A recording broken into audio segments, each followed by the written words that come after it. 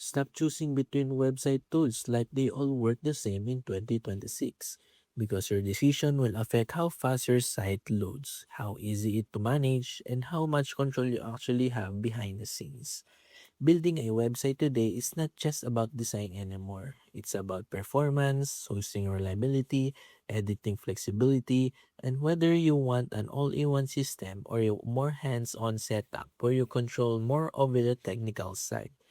On one side, you have a beginner-friendly all-in-one website builder that handles everything for you: design tools, hosting, templates, and setup. All in a single platform designed to get you online quickly without technical stress. On the other side, you have a more performance focused hosting provider that now also includes its own website builder, giving you faster options, more control over your website environment, and a more budget friendly way to launch and scale. So before you decide, think about your goal. Do you want the simplest all-in-one experience where everything is managed for you?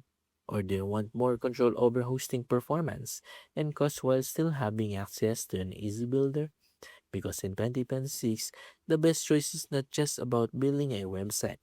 It's about how much control, speed, and flexibility you want as your site grows. And if this helped, don't forget to like and subscribe and stay tuned for more quick tech breakdowns just like this one.